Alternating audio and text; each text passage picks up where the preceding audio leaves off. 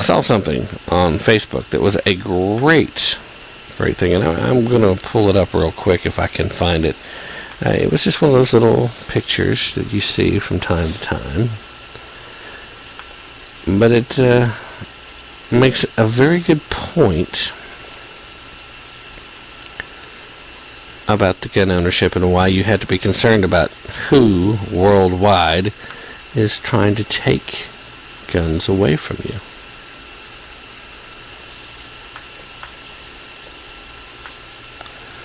I'll see if I can find it. Should be able to pick it up.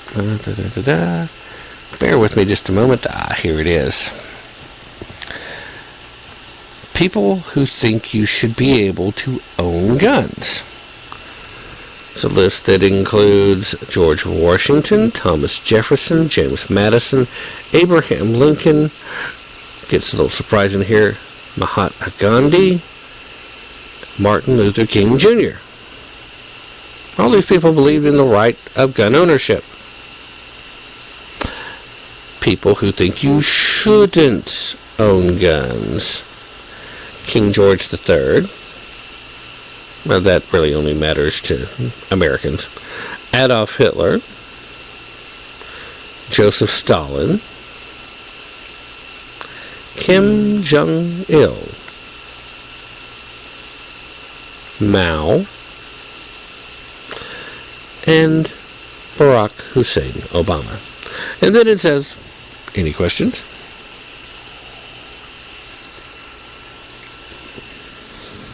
Well, do you have any questions? Do you think that's rude? Do you think it's wrong?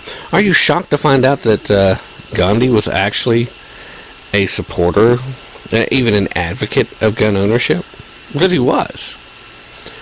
He said several times during his life that people should have the right to own a gun, and not just for self-defense purposes, but that one has the right to defend oneself. That not all protests can be done peacefully. He wasn't about to use a gun to make his point for what he was standing up for. But he was an advocate for gun ownership, and so was Martin Luther King Jr. A lot of people are surprised by those two because they know the non-violence that they preached the majority of their lives as they were trying to have their impact on the world.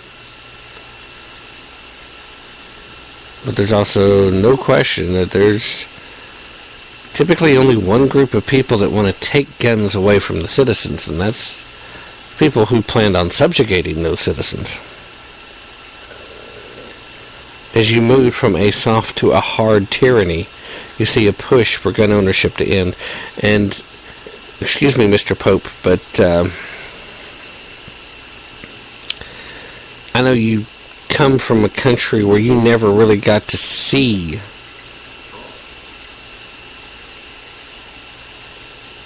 individual liberty, where you never got to see individual freedom, we never got to see true capitalism. So I know that you grew up believing that those things didn't exist, or they weren't real, or they couldn't work. And while I've heard several people say you're not really a socialist, the fact that they have to use the qualifier really, this coming from people who know you, if they feel they have to use the qualifier, you're not really a socialist, then that tells me enough that you are someone who has serious socialist leanings, serious socialist tendencies. And statements like, you can't be a Christian and support a gun manufacturer, says a lot about that as well. Where is your head at? Ending guns doesn't end violence in the world.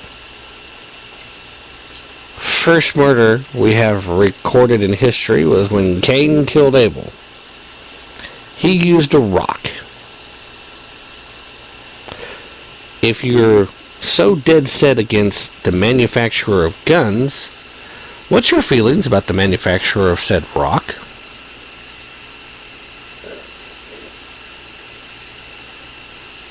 just wondering. After all, most people would tend to think that the person that created the rock was God. Can you believe in God and still be a Christian?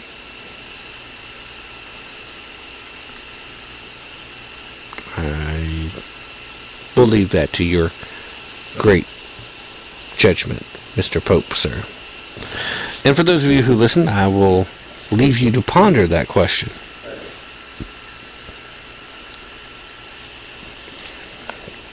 We were told a lie this past weekend by Barack Hussein Obama in regards to mass shootings. He said the rest of the world doesn't have to deal with them.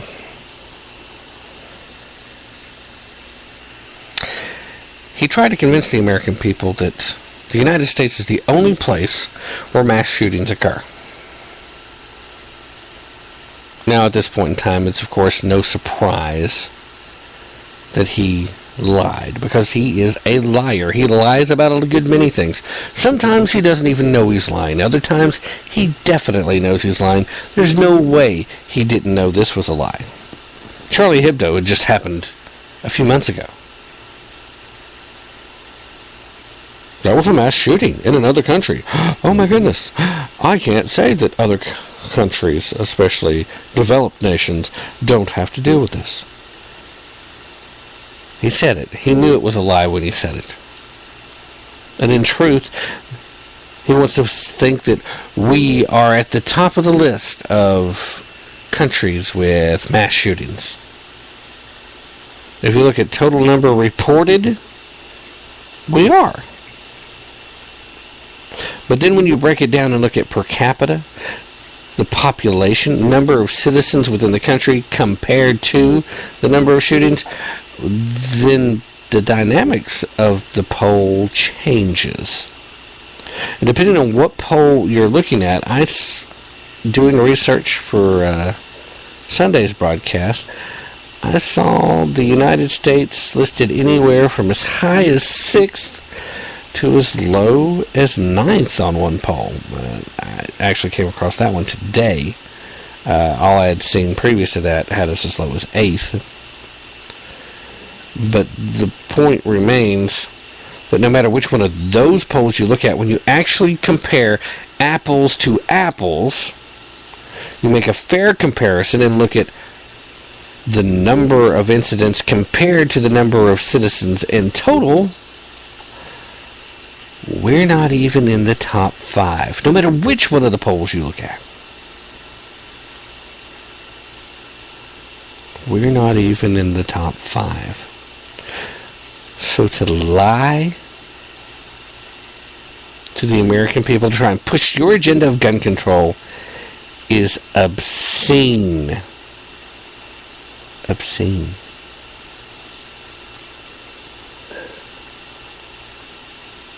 To try and politicize an incident like the church shooting at a time when America needs her president to speak the language of unification and healing, we had division and the agenda.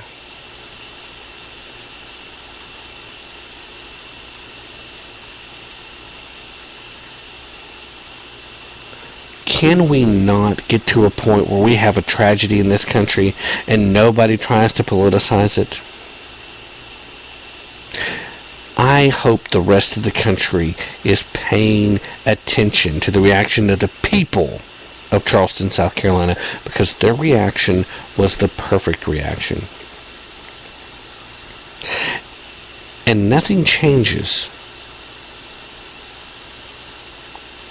They're living their faith. And to them, it's not going to matter what the Pope says. It's not going to matter what the president says. It's not going to matter what Valerie Jarrett says. It's not going to matter what Hillary Clinton on the campaign trail says.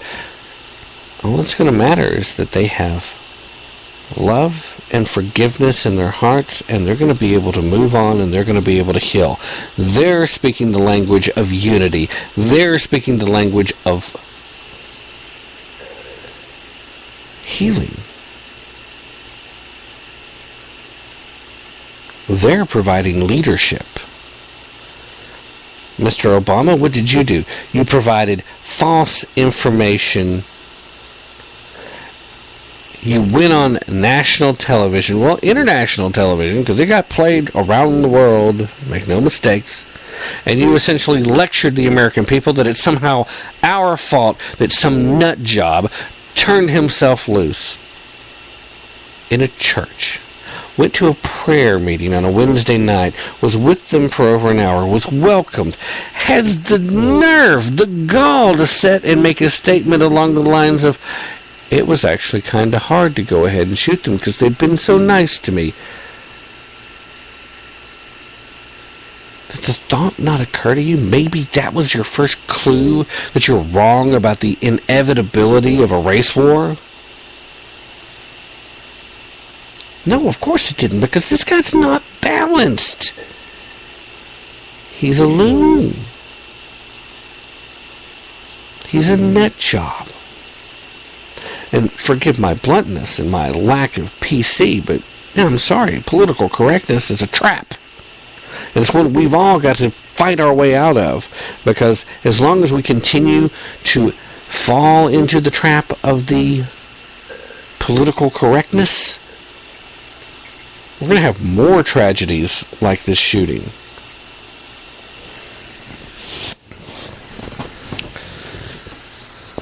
And Mr. Pope, how dare you question my integrity or my faith? How dare you question me and where I'm at because I happen to be a respectable, responsible firearm owner. I can own a firearm and be a good Christian.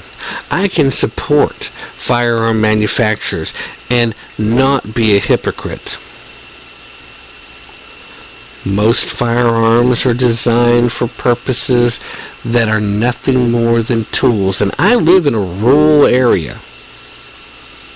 The closest city that's actually a population mass is Knoxville. And I'm miles from there. There's little towns around where I'm at.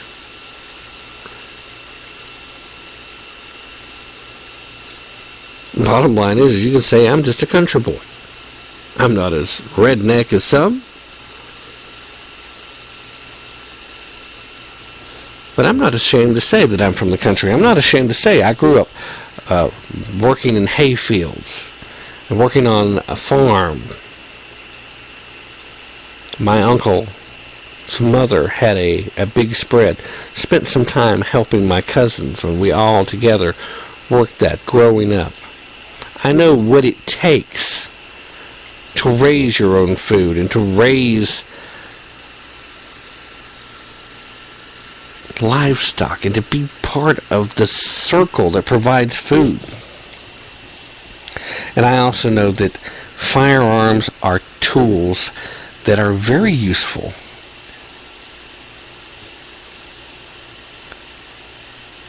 They're not toys.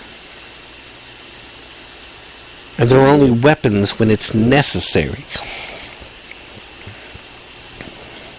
But God has granted us the right to self-defense. So, Mr. Pope,